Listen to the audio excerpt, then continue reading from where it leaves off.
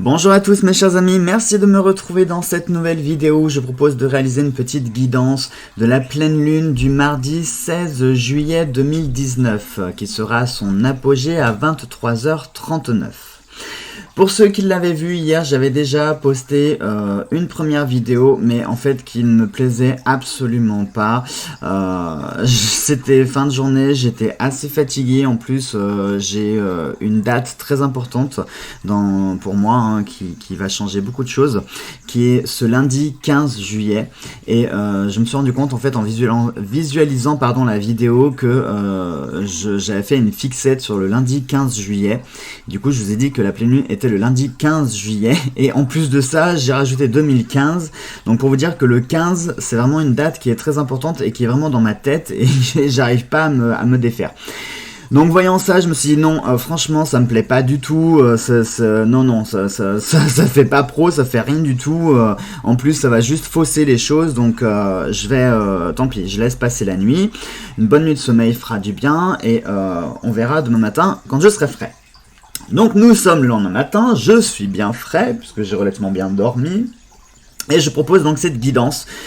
Je vais utiliser l'oracle des astres de la belle Pandora Hearts aux éditions Arcana Sacra. Je vous ferai la petite review prochainement. Je vous ai mis une petite sphère de sélénite qui me fait penser à la lune.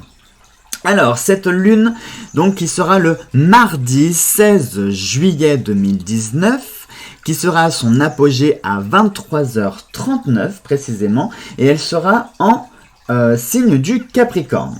Également, pour la petite particularité de cette pleine lune, c'est qu'elle sera en éclipse partielle, donc ce qui va lui conférer certaines autres énergies.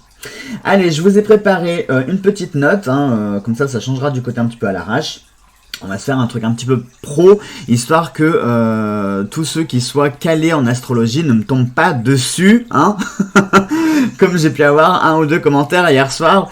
Voilà, donc je tiens à m'en excuser, je ne suis pas astrologue de surcroît, je n'ai que quelques bases d'astrologie, donc je demanderai bien sûr d'être tolérant, et qui plus est, ici nous sommes sur la version carte, sur la cartomancie lunaire, je vous fais pas un thème astral, mais une guidance par rapport aux cartes qui ressortent pour le thème de la nouvelle lune, enfin de la pleine lune, voilà. Donc ça, c'est posé. Alors, donc on nous parle de l'énergie derrière cette éclipse est intense et des faisceaux d'énergie découleront de l'obscurité pour mettre en lumière nos ombres et les choses que nous avons cachées et que nous devons libérer. Bien que la libération et les conclusions soient un thème important de cette éclipse, il se passe aussi quelque chose de plus profond. Cette éclipse ne nous guide pas seulement pour libérer et mettre un terme aux choses qui ont servi en leur temps, elle nous guide aussi pour nous faire évoluer, pour repousser les limites de notre esprit, de notre corps et de notre âme. Nous savons tous à quel point cela fait du bien après avoir fait un gros effort de relâcher les choses. Des nœuds peuvent être libérés, vous vous sentirez plus aligné et allongé et il y aura plus d'espace pour que l'énergie puisse circuler librement. Voilà donc pour cette petite intro. Donc comme vous avez pu le comprendre, cette nouvelle lune, j'en veux pour cette nouvelle lune. Cette nouvelle pleine lune va nous parler donc de libération, de nœuds, de choses qui sont bloquées.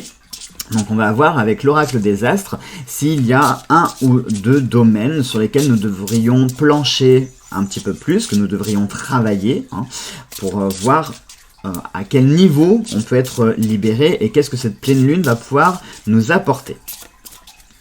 Donc je le redis encore une fois, on n'est pas sur un thème astral, on est sur la version carte, d'accord? Donc tous ceux qui sont bien calés en astrologie, merci de ne pas tomber dessus.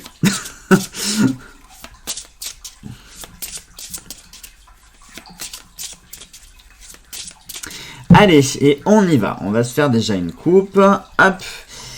Et c'est le voyage. Le voyage, bien sûr, va nous parler de laisser des choses, de quitter des choses, de quitter son port d'attache, de quitter un petit peu les choses qui nous retiennent pour pouvoir voguer vers de nouveaux horizons, voguer vers une nouvelle aventure et vers de nouvelles perspectives. Donc, j'ai envie de vous dire, on est en plein dedans là pour le coup.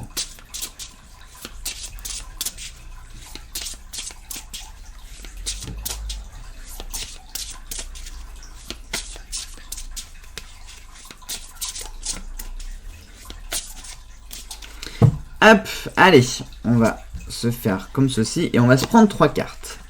Alors, on a la faille, l'Ouroboros et le trou noir.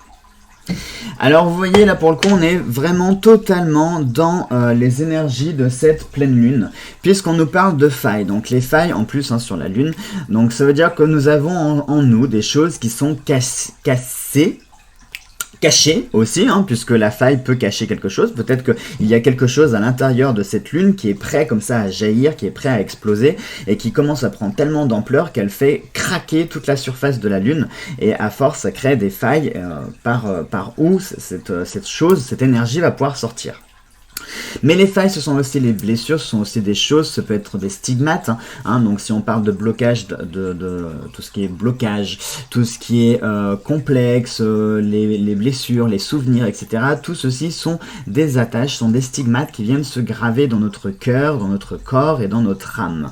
L'Ouroboros, bien sûr, nous parle du serpent qui se mord la queue, de ce cycle qui revient sans arrêt, donc ça peut être également des erreurs que l'on refait de façon machinale. On a tous ces choses que l'on reproduit tout le temps et on se dit mais je comprends pas pourquoi est-ce que j'ai échoué ici, pourquoi est-ce que ça n'a pas marché. Ben oui, parce qu'en fait on a reproduit exactement la même action avec d'autres acteurs, d'autres circonstances et dans un autre espace-temps, mais la situation est exactement la même. Et enfin, le trou noir. Le trou noir va nous parler de ce vide, de ce, comment je pourrais dire, de cette force dans laquelle, alors, le trou noir, il est ambivalent. Ça peut autant être cette force, cette énergie dans laquelle on va pouvoir jeter justement tout ce qui nous bloque. Mais le trou noir, c'est aussi celui qui aspire. Donc, vous voyez, par exemple, si on le met à côté de la faille, eh bien, le trou noir pourrait non seulement aspirer tout ce qui est à l'intérieur, il pourrait gratter le mal qu'il y a dans cette faille-là, mais comme il peut aussi aspirer l'énergie créatrice qui pourrait être prisonnière de l'intérieur. Donc le trou noir, voilà, ça nous appelle, le conseil va être pour cette nouvelle lune, bon c'est pas la peine, je bloque sur nouvelle lune, on va pas insister, cette nouvelle pleine lune.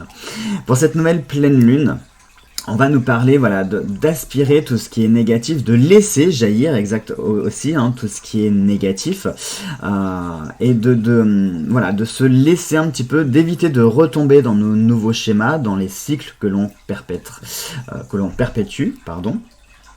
Essayer de casser un petit peu ces cycles, d'essayer de changer. Alors c'est pas espérer du changement, c'est aussi à nous parfois de provoquer le changement, c'est à nous un petit peu de faire sortir les choses par ces failles, c'est également à nous de jeter ce que nous estimons ne plus être utile ou ce qui nous empoisonne la vie, ce qui nous empêche de pouvoir avancer, de pouvoir avoir une belle évolution, parce que tout à l'heure je vous rappelle que pour la carte de la coupe c'était la carte du voyage. Donc on va être sur ces énergies-là. Profitez de cette pleine lune pour vous libérer justement de tout ce qui vous entrave. Laissez jaillir les choses positives des blessures que vous pouvez avoir. Parce que justement en laissant jaillir aussi les bonnes choses dans ces blessures, eh bien ces bonnes choses vont vous permettre de cicatriser en même temps ces blessures. Et lorsqu'elles vont toutes jaillir, elles vont finir par cautériser après la plaie. Et vous n'aurez plus qu'une petite cicatrice, plus ou moins grosse en fonction des blessures que vous avez. Mais il faut casser ce cycle de toujours recommencer les mêmes choses et se libérer justement de tout ce qui nous contraint, tout ce qui nous empoisonne. Voilà donc mes chers amis pour cette petite guidance de pleine lune qui me satisfait davantage puisqu'on est plus dans les énergies de cette pleine lune là et ça me plaît bien mieux. Voilà mes chers amis, je vous embrasse fort et nous on se retrouve vite pour une prochaine vidéo. Gros bisous à tous.